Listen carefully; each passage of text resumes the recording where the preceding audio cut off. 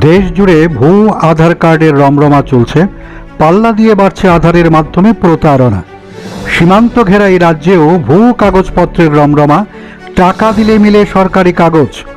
মহকুমা শাসক অফিসগুলোতে দালাল রাজ। দালালদের টাকা দিলে সরকারি সব শংসাপত্র পাওয়া যায়। বর্তমান সময়ে বেশিরভাগ নাগরিক পরিষেবা পেতে গেলে আধার কার্ডের প্রয়োজন হয়, আর আধার কার্ডকে হাতিয়ার করে প্রতারণার খপ্পরে পড়ছেন বহু সাধারণ মানুষ। সমস্যার এখানেই শেষ নয়। ভুয়ো তথ্য দিয়ে আধার কার্ড বাগিয়ে অনুপ্রবেশকারীরা জাঁকিয়ে বসছে। সীমান্ত এলাকা দিয়ে প্রতিদিন প্রবেশ করছে বাংলাদেশিরা।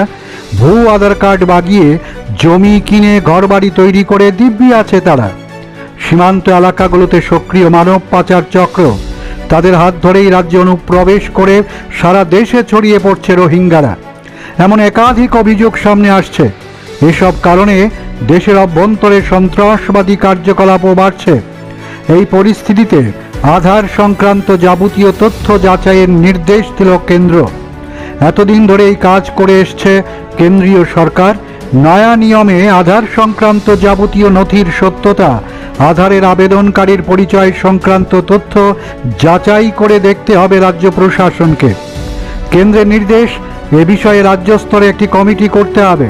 সেই সঙ্গে প্রতিটি জেলায় একটি করে কমিটি থাকবে, তার শীর্ষে থাকবেন জেলা শাসকরা। কমিটিগুলোর আওতায় প্রশাসনিক কর্তারা আধার যাচাইয়ের কাজ করবেন।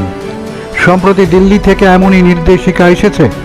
তথ্য বলছে, সম্প্রতি প্রায় 7 লক্ষেরও বেশি জাল আধার কার্ড বাতিল করেছে আধার নিয়ন্ত্রক ও পরিচালন সংস্থা unique identification authority of India বা UIDAI। ভুয়ো আধার কার্ডের শেকড় আরও গভীরে। সারা দেশের সাথে রাজ্যেও চলছে এই কারবার।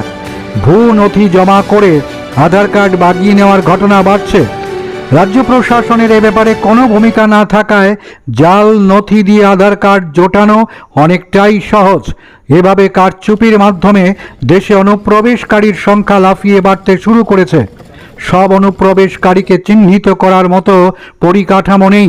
পর্যাপ্ত লোকবলের অভাব যেমন আছে, তেমনি স্থানীয়ভাবে তথ্য যাচাইয়ের ক্ষেত্রেও সমস্যা রয়েছে কেন্দ্রের। তাই রাজ্যগুলোকে তথ্য যাচাই করার নির্দেশ দেওয়া হয়েছে।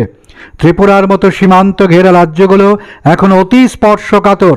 এইসব সীমান্ত দিয়ে প্রবেশ করছে সন্ত্রাসীরাও। দেখা গেছে বাংলাদেশে সন্ত্রাস করে এ রাজ্যে এসে ভুয়ো আধার কার্ড বানিয়ে দিব্যি আছে তারা। ফলে বাড়ছে ঝুঁকি। বর্তমানে কেন্দ্রীয় সরকারের বেশিরভাগ জনমুখী প্রকল্পের সুবিধা মেলে আধার কার্ডের মাধ্যমে। রাজ্য সরকারগুলিও ক্রমশ সেই পথে হাঁটছে। আধারের সঙ্গে যুক্ত করা হচ্ছে সাধারণ মানুষের ব্যাংক অ্যাকাউন্ট, পেনের মতো গুরুত্বপূর্ণ এবং ব্যক্তিগত গোপনীয় তথ্য। লিঙ্ক না করালে একাধিক পরিষেবা থেকে বঞ্চিত হতে হচ্ছে তাদের। সব মিলিয়ে আধার কার্ডের গুরুত্ব ও প্রয়োজনীয়তা যত বাড়ছে, নানা কৌশলে প্রতারণাও বেড়ে চলছে। রাজ্য সরকার ভুয়ো আধারের এই সংগঠিত অপরাধে কতটা রাশ টানতে পারে, সেটাই এখন দেখার। ভিজিলাই ত্রিপুরা।